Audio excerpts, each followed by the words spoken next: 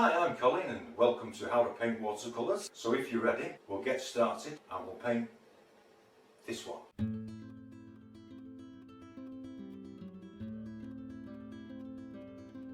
Hello YouTubers, welcome back to my channel Painting Watercolours with me, Colin. I've chosen another mountain range from Antarctica. This is from a photograph and it's mainly in blue, but like I say, this is your palette, not the photograph. So you have the imagination to change what you see, but it's basically the same setup with the mountains and everything. But this is a palette I'm using for this: Naples yellow, cobalt blue, French ultramarine, alizarin crimson, burnt umber, and a little bit of neutral tint, should I need to really darken something.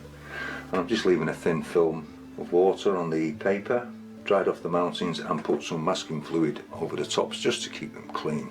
It's so that the colour doesn't invade the mountains. And I'm going to put a little bit of Naples yellow into the sky.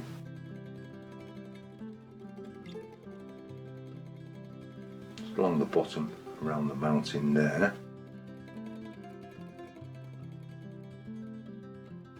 And take some alizarin crimson, drop it in there for now.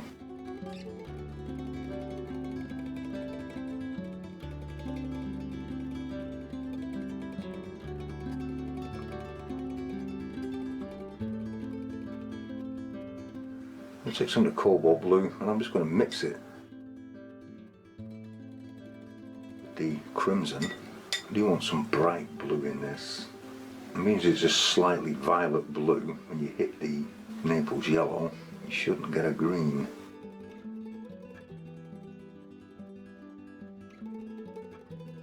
I'm going to deepen it with some more French ultramarine, crimson, and into that a little touch of neutral tint.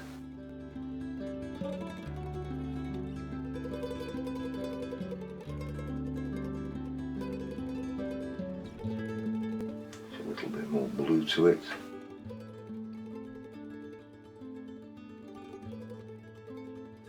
And I'm going to take a big mop brush and I just want to remove a little bit of paint. I'm keeping it damp.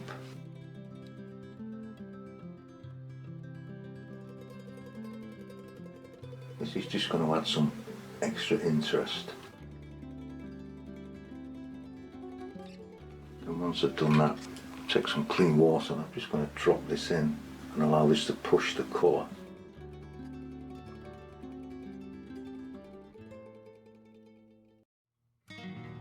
Just let this have its way.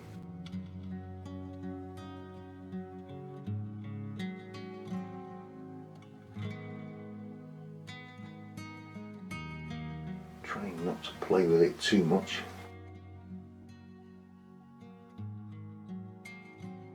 And then I'm going to leave this to dry out naturally, so there'll be no hairdryer on this, but I don't want to do any more to that. I'm going to let that dry till it looks like velvet, and if I need to add something, I can add it at that stage. Okay, I've given that about 35 minutes and you see how it's starting to dry out reasonably evenly, and this is why I leave it to dry naturally. We can add some clouds into this, so I'm going to take some crimson, some cobalt blue. It's a bit blue here, sort of a blue violet again. I'm going to add some neutral tint into this, a touch of water to it, not much, and then taking some on the tips we can begin to add some interest. And once you've got the paper at this stage, you won't get too much spread and you have quite a bit of control on what you're doing. And we can bring some nice streaky clouds in.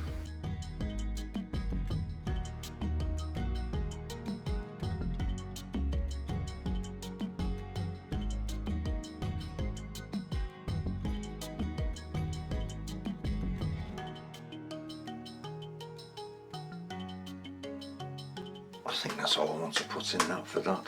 And then I'm going to leave that to dry. If you find your paper is drying out, all you do is just add some water and that will keep your paper stretched and damp with no cockling.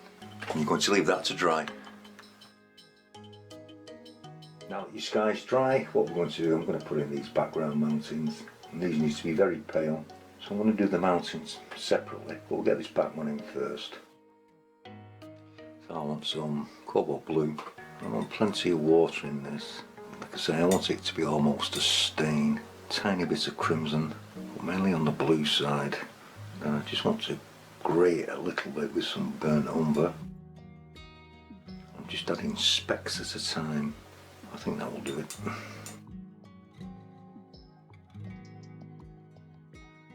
Remember, there's water on the paper, so it will fade.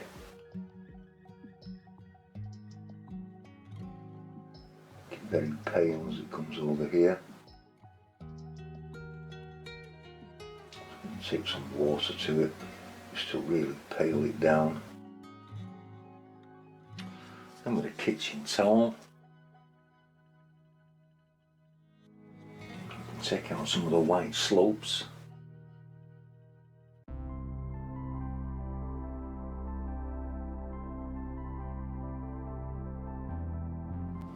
And then you're going to leave that to dry. Just mix up a little bit more paint. Taking it to the blue. A little bit of burnt umber to grate. I'll add a bit of shadow onto this. I re-wet all this. Like I say, with this I don't want this to be too dark either. Just slightly darker than that background. Leaving some white for the snow.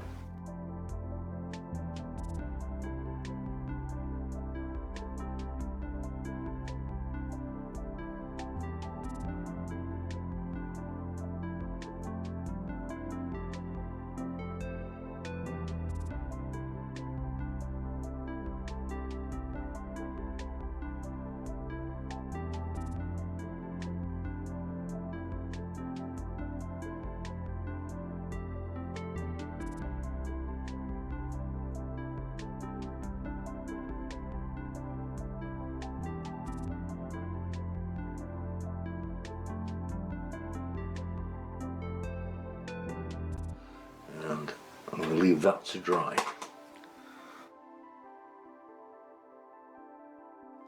Now that's dry, I've just added a little bit of snow shadow along here, and I'm just going to take some of the same mixture again, which was the cobalt blue, French ultramarine and crimson, and I'm just going to add a little bit more burnt umber to that, just to darken it a little tiny bit more.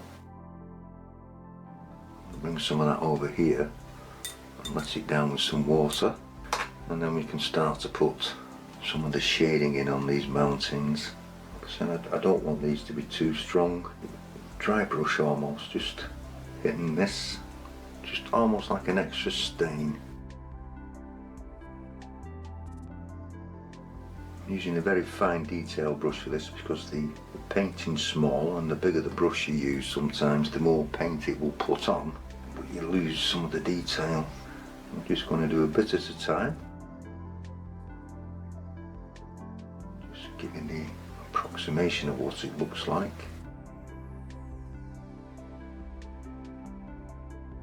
You can just make out that it's just a slightly darker colour than the snow shadow, so that you know something is there.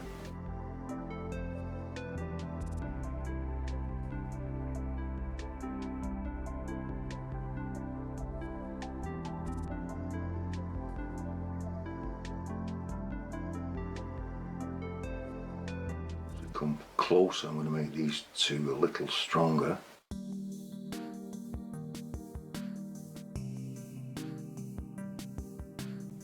Shape your mountain with the direction of your brush strokes. This one's quite steep.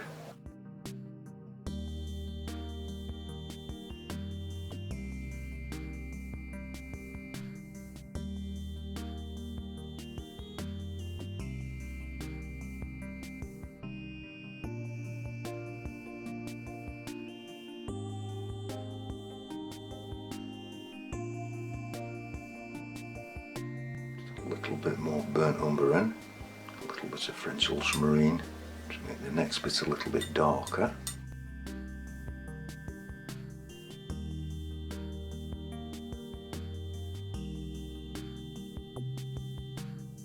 It's still going to end up as a very soft, gentle painting.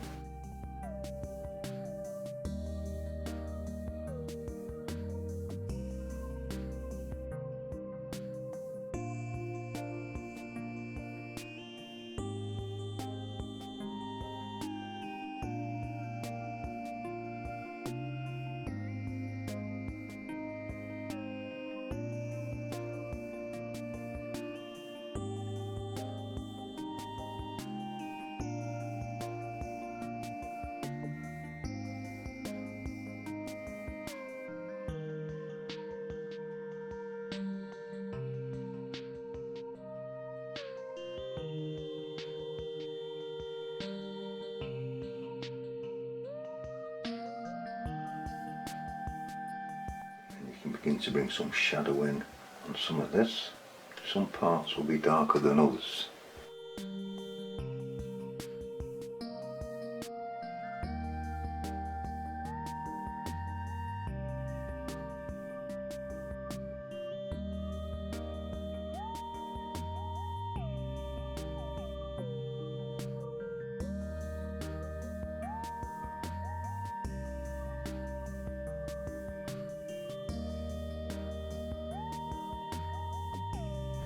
And then I'm just going to let that dry. We can just begin to darken one or two areas, and I've just added a little bit more French ultramarine, burnt umber and a touch of neutral tint, and I've just darkened up these bits here and there, and we can add some onto some of these mountains. Just adds a little bit more interest.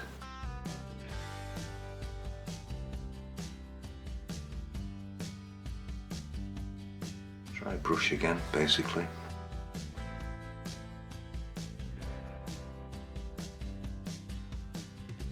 Don't want it everywhere, it just helps to emphasise some of the deeper crags. Just bring these forward slightly.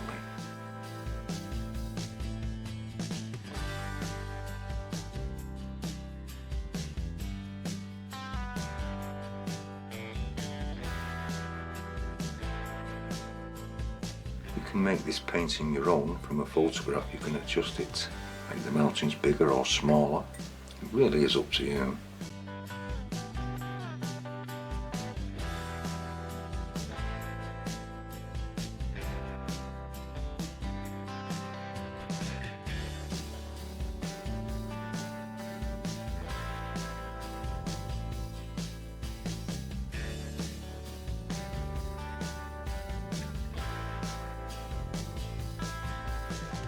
The ravines, crevasses in the snow, the ice, the glaciers, it all helps.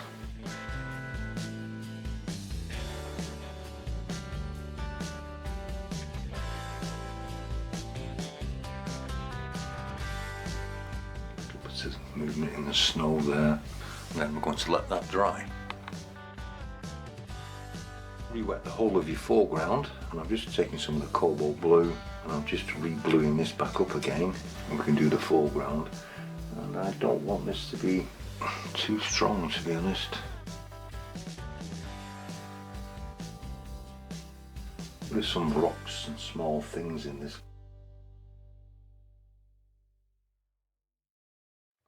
This is just some water on the brush, and I'm just pulling this paint round.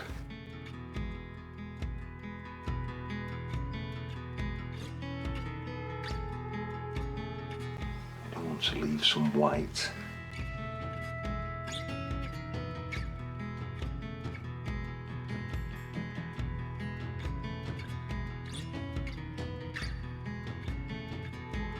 It's to be very pale. I'm going to leave that to dry. Just mix up some French ultramarine and burnt umber, or just take some of that mixture there. Just produce a very dark browny grey, and I think we will put, like I said, I think we will put some rocks and some little indications that something's going on in the foreground. And then some of the dark mixture. This is where you get to sign it, put a mark around it and frame it. I hope you've enjoyed this one. If you have, please click the like button. It does help with the algorithm at YouTube, and I'll leave some suggestions for other videos I made for YouTube at the end of this video. So thank you very much for watching.